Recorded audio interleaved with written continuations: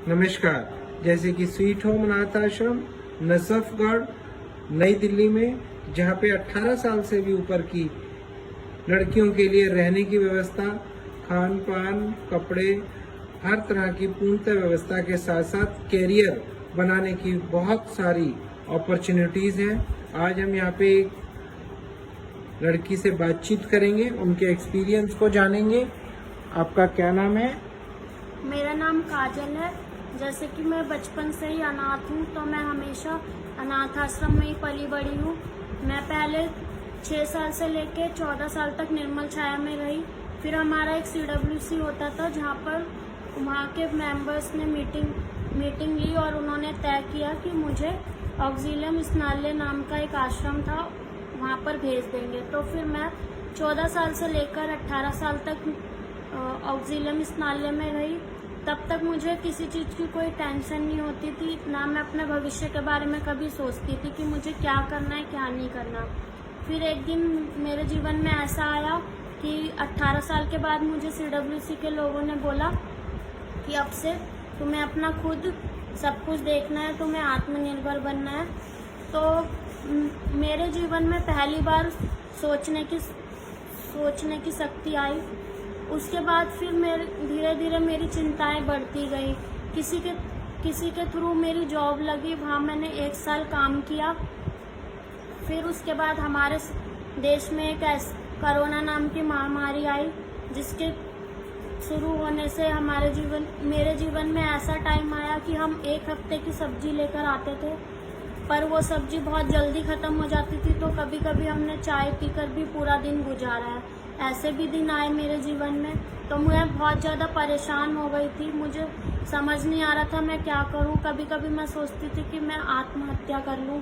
2-3 बार मेरे दिमाग में ऐसा सोच आया। फिर उसके बाद मैंने सोचा नहीं, आगे कुछ तो करना है, कुछ ऐसा कर लूं कि जिससे मैं आत्मनिर्भर बन जाऊं बिना किसी के सहारे के। फिर उसके बाद एक दीदी थी जिनका नाम मंजू है। उन्होंने मुझे अविनाश जैन भैया जी के बारे में बताया, जो कि हमारे स्वीट होम के ऑनर हैं। फिर मैंने उनसे एक दिन आकर बात करी। उन्हें मैंने सब कुछ अपने बारे में, अपनी परेशानियां बताई कि मेरे पास घर नहीं है, मैं किराए के घर में रहती हूँ और मेरे बचपन से माँ बाप नहीं है।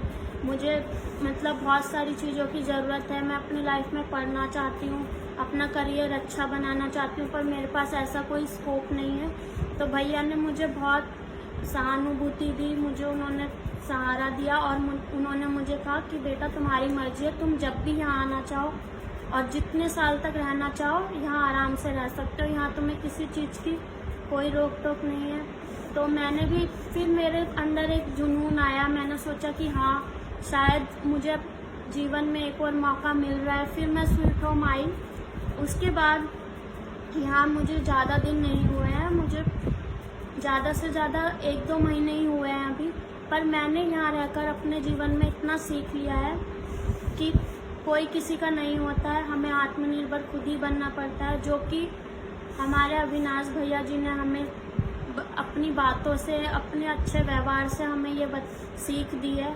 और यहाँ पर ज़्यादा से ज़्यादा पढ़ाई लिखाई, अपने करियर पे ही हमें ध्यान देने को कहा जाता है, और साथ ही साथ हमें खाना पीना, कपड़े, साथ ही साथ खेल कूद, जो इतनी सुविधाएं यहाँ पर हमें दी जाती हैं, जिसका कोई भी खर्चा नहीं हमसे लिया जाता। यही अगर हम 18 साल के बाद किसी बोर्डिंग में रह रहे होते तो वहाँ हमें पैसे देकर रहना पड़ता। तो मैं यही कहना चाहूँगी कि आज तक मैंने अपने जीवन में स्वीट होम से अच्छी जगह कहीं नहीं देखी कि यहाँ पर बिना खर्चे के और इतनी सारी सुविधाएं हमें दी जा रही हैं। अगर हम इन सुविधाओं का अच्छे से पालन करें तो हम अपने जीवन में बहुत ज़्यादा आगे बढ़ सकते हैं और अपने जीवन को उज्जवल बना सकते हैं। धन्यवाद। Thank you. जेनिफर जी ने बहुत अच्छी अपने एक्सपीरियंस को शेयर किया। जैसे कि ये स्वीट होम अनाथ आश्रम नजफगढ़ में है, संगम एक ऑर्गेनाइजेशन है। दोनों मिलके बहुत बेहतरीन कार्य कर रहे हैं। ये टेलीफोन नंबर्स भी हैं, किसी भी जरूरतमंद तक अगर आप ये वीडियो पहुंचा पाएं तो आपका बहुत धन्यवाद होगा। आज हमारे देश में इस तरह के बहुत से बच्चे हैं जिनको ये ज़रूरत है। आपने अपने एक्सपीरियंस को बहुत अच्छे शब्दों में एक्सप्लेन किया, आपका बहुत धन्यवाद। God bless you. जय हिंद, जय भारत, वंदे मातरम।